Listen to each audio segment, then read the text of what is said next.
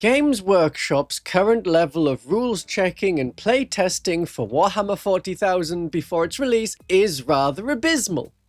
As soon as the detachments for the new Armageddon Return of Yarick book have been shown off, we could tell how powerful they were. We could see where many errors were. The best defense I can think of for Games Workshop is that every rules tester, writer, and staff member that would work on this has been pushed into 11th edition work, and it was all done by someone working at midnight at home, trying to figure out something for a deadline so they can get back to working on a faction they might care about for 11th edition. So we have these reams of corrections for the Imperial Guard, and a huge rebalancing of the Armoured Speartip, and a sudden thought from Games Workshop that maybe 12 mutilators should not fit in a Chaos Rhino. And the update to the points document is to say that the Red Terror and the Recon Kill team are here and have points. I told you to enjoy the Armoured Speartip Deathwatch while you can. In fact, I said so at the end of the last video I did yesterday. So I'm going to talk through the penalties and changes of the spear tip, and for those people who still think it is too strong, I will explain the many weaknesses I found when I playtested it. The first change is the rather sad change. Bad things for Deathwatch. No more Corvus Blackstars in the detachment getting any benefit. The no aircraft ability is changed to no fly ability.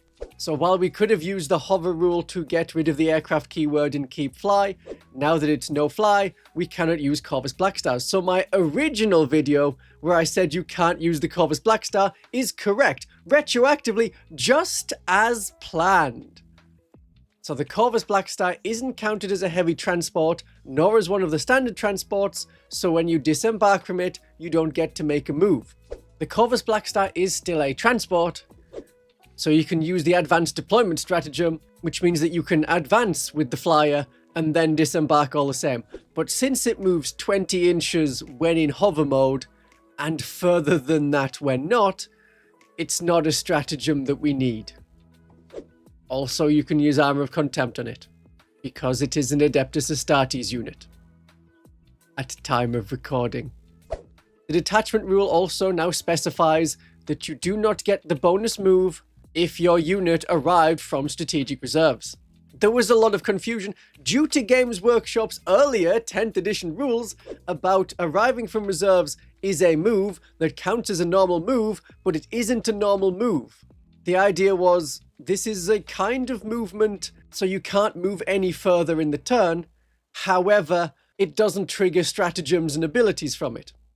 It's easy to miss that there is even a rules commentary section to look for about that, so making it clearer in the detachment rule is better. So you cannot disembark from a land raider that arrived from reserves, but you have to be 9 inches away from the enemy when you disembark, and then you would move some inches because of the detachment rule, and then still be eligible to charge because of the assault ramp rule after making a normal move. It's not a normal move. And now you cannot do the extra bonus movement bit from strategic reserves. Scout 9 as an enhancement is changed to Scout 6, and there's no points change to go with it. 40 points is a hefty price for Scout 6. It will be on a Land Raider, and the Land Raider can move pretty quickly. It makes a turn 1 charge harder. There is still that stratagem to advance and be able to disembark, and as the Land Raider has assault ramps, the unit that disembarked can still make a charge in the same turn after doing that. So a first turn charge is still possible, but it's going to take up your command point. And the last big change, the careen restriction has been added. The orcs can only move after being destroyed if they succeeded in Succeeded? If they did the blow up thing. If their deadly demise activated. Now the same thing has happened to the Armoured Speartip. The machine wrath stratagem can only be triggered on a unit that has deadly demise, and it has to succeed on the deadly demise on a roll of a 6, specifying that you rolled a 6. So if there is an automatic way of blowing up that didn't count as rolling a 6, then you couldn't use the stratagem. So if the Chaos Space Marine Deceptors use the Detonator stratagem, that activates the deadly demise, but you do not count as having rolled a 6. The player does not roll the dice for deadly demise, so you cannot roll a 6 to activate the stratagem. And the further wording is to say, you move, then the deadly demise effect happens.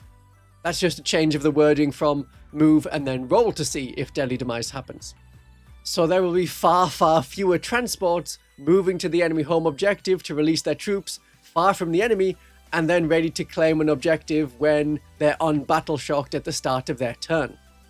Having played the Armoured Speartip, I could see it had terrible weaknesses. Maybe you think it's still too strong. Like, it's a great detachment, really powerful, but there's a reason I'd already stopped playing with it and gone back to other detachments for my Deathwatch. Because I found a weakness, and then I found another, and once I did, I thought it's too risky to keep playing the Armoured Speartip detachment, waiting for that inevitable counter. Not the nerfs, but from other players that could mean I lost the game before it really began. Once the weaknesses are known, they can be exploited, and the power of the detachment goes way down beyond these penalties. So since I don't plan on playing it anymore, do you want to know the weaknesses of the Armoured Speartip? That was meant to be the planned topic for today. How convenient that Games Workshop turbo-powered slam super mega smushes the detachment at the same time as I was going to release this. Shame about the Corvus Blackstar. Being able to use the Machine Wrath stratagem on them was fun, die and fly onto an objective, and as that was specified as a normal move, which is a normal move, not counts as a normal move, you could use the Corvus Blackstar's ability to cause some mortal wounds on the enemy. It's not a lot of dice, you roll 6 dice needing a 5+, averaging 2 mortal wounds, but it was a funny extra thing you could do. Like, the Corvus Blackstar is fun. The anti-tank weaponry is kind of swingy because it's not a lot of shots. The anti-infantry guns are more reliable, and we have an upgrade to remove the benefit of cover from the enemy, but anti-infantry is not usually what we need, so I don't know which is best for the Corvus Blackstar. I tried both in the list. The anti-tank sometimes worked, the anti-infantry sometimes had nothing to shoot at. And you can always have a bit of both with the Storm Strike missile launcher, the twin las cannon, and a Hurricane bolter. Now, in my 3 Corvus Blackstar list, as it was, I swapped one of the Fortis kill teams for a Spectrus kill team. They have an Instigator bolt carbine that lets them move after shooting, and as it's a normal move, you can embark inside a transport. This is an actual normal move, not a counts as normal move. That's something to remember for any detachment when you're playing Deathwatch. If there's a transport, especially a Corvus Blackstar, that's suitable for them to get back into it. So I was doing that and using the stratagem Rapid Embarkation. Rapid Embarkation remains unchanged. At the end of the fight phase, one of your units that is not within engagement range and within 6 inches of a heavy transport they're able to get inside, they get inside it. You can still have multiple Land Raiders moving up, disembarking troops, the troops shoot, and then get back into the safety of the Land Raider, as long as one of those units is the Spectrus kill team. Spectrus kill team uses their Instigator bolt rifle in one place, and you use Rapid Embarkation in another. That's a great hit and run on one flank, because 2 units will be able to get out and then get back in. Rather than doing it from a Corvus Blackstar, you could do it from a Land Raider. Another fun stratagem is Purgation Doctrine, though rather than using it after getting out of a Corvus Blackstar, because we can't do that anymore, it's not a heavy transport, doing it from a Land Raider, and having a Fortis kill team or the Decimus kill team get out and shoot. The Fortis kill team has a lot of lethal hits already, and can get +1 to hit and wound from their unit rule, but using it on a Decimus kill team that already rerolls hit rolls of 1 guaranteed, you're hitting on 2s, rerolling 1s, and you get +1 to wound. It's strong. I felt I'd played the Armoured Speartip enough times. Like 4 times. Usually after 4 times, and a few changes to the army list, so you're not just playing the same thing over and over, you get a feel for the army. I missed my Bastion task force to make my kill team even better, so after a few games with the Armoured Speartip, I switched back to the Bastion task force. I did a whole Maelstrom mission campaign, the whole campaign in 1 weekend. 6 games, and I won 5 out of 6. The one I lost was with the Bastion task force. All 4 games with the Armoured Speartip I won. I don't think that particularly skews the results. It's great fun to be able to pick up and carry objectives, and we may see some of that in the upcoming 2026-2027 Armageddon mission deck. Most likely as secondary missions or part of certain primary missions. One counter that you think is a counter that isn't actually a counter is to start far back in your deployment zone if you're facing the Armoured Speartip detachment. If you do that, if you are 6 to 8 inches away from your deployment line, then I have full control of no man's land, and I'm ready to score. You gave up one of your 5 turns to do nothing and avoid a first turn strike, so you can get hit on turn 2 instead. I moved into no man's land. You moved up to the edge of your deployment zone. I scored victory points at the start of my turn 2. You didn't. I'm ready to attack from a better position than before, and all you've done is move around in your deployment zone. Don't stay really deep into your deployment zone hoping to avoid those early charges. But the weaknesses of the Armoured Speartip are rather glaring after some games with it. So do you want to know how to beat it? I assume you do. That's what the topic of this video is, so that's why you must be still watching. Point 1. It's a very command point hungry detachment.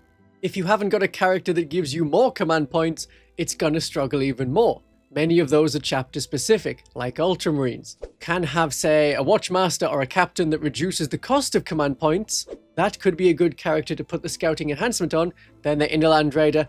You spend a command point to move and advance. You spend that on the Land Raider. Then you get out, shoot and fight. And then you get back in the Land Raider using the Captain's ability to do that. It's getting very expensive. That's one way of doing it. But you do that in one place. So turn 1, with my Scouting Land Raider, I use Advanced Deployment to advance, and then I can make a charge, or I could use Rapid Embarkation to get back in after shooting in turn 1. There are the constant thoughts in every player turn of what you spend your 1 command point on. Do I save my 1 command point for Armor of Contempt, or for Machine Wrath? And any Lord of Deceit aura is so very painful. People call them Vect auras because in 8th edition, the Cabal of the Black Heart had a stratagem to cancel a stratagem of your opponent called the Agents of Vect. It's called Lord of Deceit now based off the Calidus Assassin who has that ability. All stratagems used within 12 inches of them cost an extra command point. I don't think I had more than 1 command point except in very rare cases at like the end of the game. Otherwise it was 1 or nothing. So having a Calidus Assassin near to your lines stops me from being able to get back into the transport in turn 1. I would just be feeding you a unit. Here we go, the Land Raider has come to deliver your meal. The second big flaw, because of the limitations in the number of stratagems you have and places you can use them, you can't strike in multiple places. You can only get back inside in one place. If you got out and shot with multiple units, the other unit that got out will die to counterattacking because you have to keep using Rapid Embarkation. Any units that didn't will die to enemy shooting.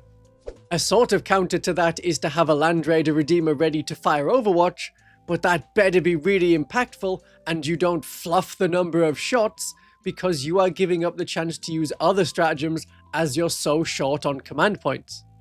Another way to stop the Land Raider Redeemer, though not entirely, is to tie it up in combat. And tie up enemy units that disembarked in combat. The Land Raider Redeemer can use Big Guns Never Tire on its own turn, but you cannot use Overwatch because Big Guns Never Tire is an ability you can only use in your own shooting phase, not in the enemy movement phase. The Land Raider Redeemer would either have to fall back, in which case it can't shoot, then it could use Overwatch in the coming turn, or it stays in combat and shoots at something it can see, probably just the unit that's engaged it. But all of the other units are weak to combat. There isn't any fall back and do things or fall back and shoot. It's not like the Bastion Task Force. It's not like the Gladius Task Force. A Watchmaster or a Space Marine Lieutenant character would be the exception, but then you've got to include those characters. Moving the transports and disembarking the units can often be a one-way trip. And if it fails, if the attacks bounce, they don't do enough damage, and then the units that disembarked get destroyed or the transports get destroyed, that's pretty much the end of the game. Because it's very expensive unit combos to use this detachment.